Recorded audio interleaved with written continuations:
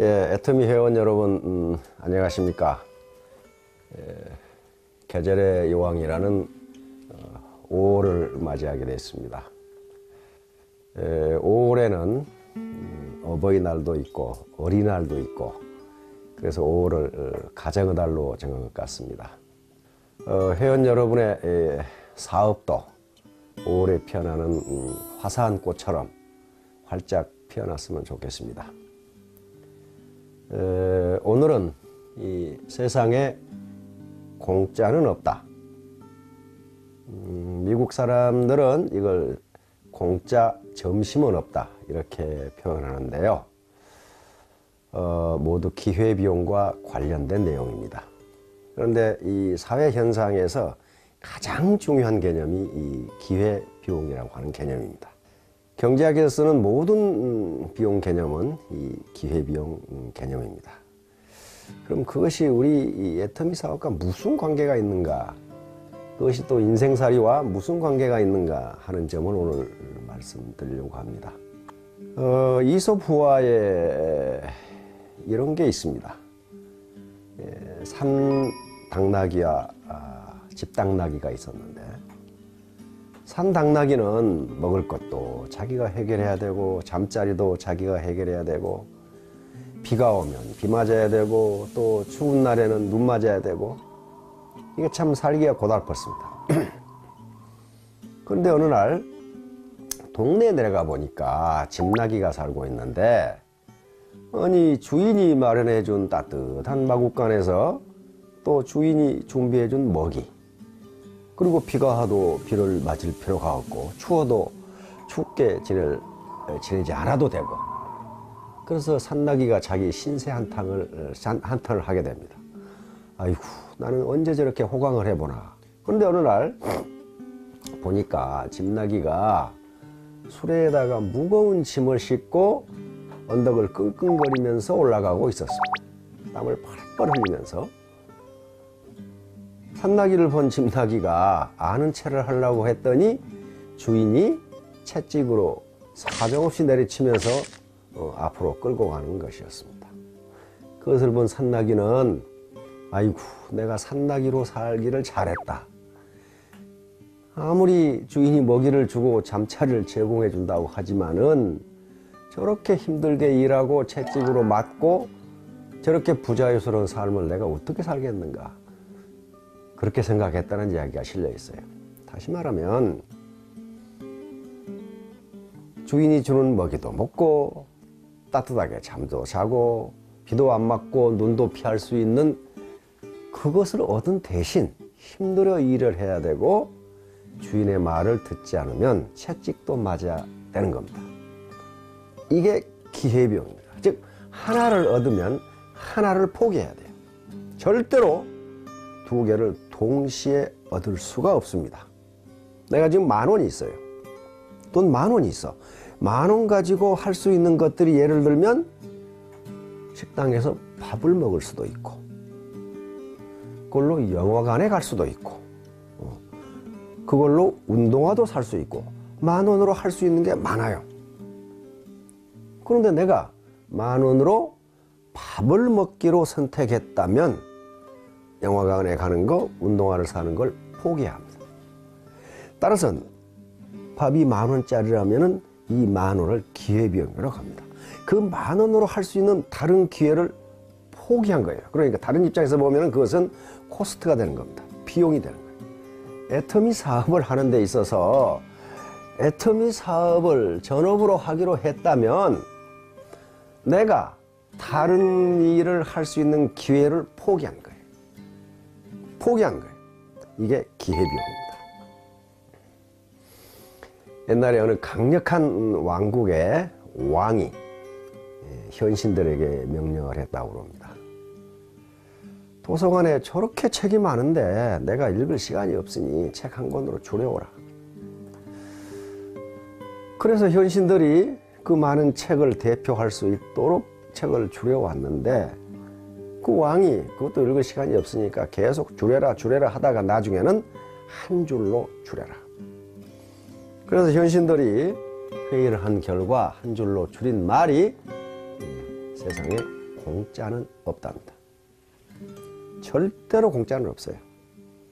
우리가 가끔 구호로 무에서 유를 창조한다 그런 말을 하는데 그것은 구호로서는 아주 좋아요. 그러나 의사결정 과정에서 그건 아무 쓸모가 없어요. 무에서 유를 창조할 수 있는 방법은 인간은 없습니다. 반드시 유를 창조하려면 다른 유를 버려야 돼요. 두 개를 동시에 같이 할 수 없습니다. 이것이 애터미 사업과는 무슨 관계가 있느냐? 우리는 재심합력해야 된다. 스폰서가 파트너를 컨설팅하고 후원해 줘야 된다 하는 얘기를 합니다. 그런데 내 돈도 챙기고 내 포인트도 챙기고 그러면서 후원도 하고 그러면서 존경도 받고 그렇게 못합니다. 하늘께 두지게 못 집니다. 내 돈 챙기고 내 차비 들어가는 게 아깝고 점심 사는 게 아까우니까 후원 안 하고 요청하는 데도 없으니까 강의 안 하고 강의 안 가고 그러면 어때요? 내 계좌에 저금은 늘어나겠죠. 늘어납니다. 그 가치 있는 거예요. 그런데 다른 가치 있는 것을 반드시 포기해야 된다. 존경을 받는다거나 재심함력한다거나 이런 그 다음에 누군가를 약자를 도움으로써 내가 얻는 기쁨이라든가 인생의 보람이라든가 하는 걸 반드시 포기해야 돼요. 내 거 다 챙기고 존경도 받고 보람도 얻고 그게 안 됩니다. 반드시 어느 하나를 포기해야 돼요. 그래서 이 기회비용보다 애터미 사업에서 얻는 효용, 소득과 만족이죠. 효용이 크다면 애터미 사업은 할 가치가 있는 겁니다. 문제는 이 기회비용보다 더 높은 소득을 올리는 경우입니다. 경제학에서는 그것을 독점이윤이라고 합니다. 독점이윤. 다시 말하면 독점적 지위에 있는 사람이 자기의 기회비용보다 더 높은 소득을 올리는 경우입니다. 대표적인 예가 돼지클럽이에요. 자기 일을 할 거 다 하고 나오지도 않고 그러면 그 소득이 공짜로 만들어지냐? 그렇지가 않아요. 누군가는 발로 뛰어서 그 소득을 창출했는데 그 돼지클럽은 공짜로 가져가니까 자기의 기회비용은 제로입니다. 그 사람들은 아무것도 제공하지 않으니까 기회비용을 훨씬 초과하는 이득을 얻습니다. 이건 정의롭지 못한 소득입니다. 이것이 소수인 경우에는 애터미라는 이 유기체가 살아남을 수 있어요. 그러나 그게 일정 수준을 넘어서면 이 유기체는 죽게 됩니다. 다시 말하면 생산도 안 하는데 많은 소득을 가져간다면 생산활동에 참여한 사람들이 어떻게 됩니까? 자기 기회비용을 벌지 못합니다. 기회비용을 벌지 못하면 어떻게 되느냐? 생산요소, 다시 말하면 내 노동이 그 조직을 떠나게 됩니다. 그래서 그 조직은 망하는 거예요. 그래서 우리가 돼지클럽을 경계하고 아침에 얼굴만 보이고 저녁에 낮에 사라져버리는 사람을 경계하고 하는 것이 본인에게도 그렇게 하면 안 되기 때문이에요. 세상에 당연한 건 없습니다. 내가 당연히 받을 걸 받는다? 천만의 말씀. 그렇지가 않습니다. 많은 사람들이 재심합력에서 자기 기회비용을 벌기 위해서 밤낮으로 뛰니까 같이 버는 거예요.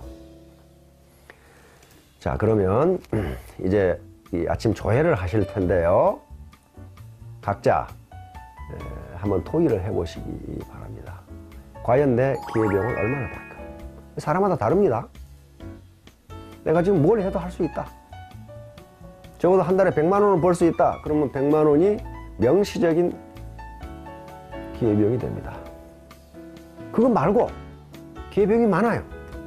내가 이 시간에 애터미 일을 안 하면 등산도 갈 수 있고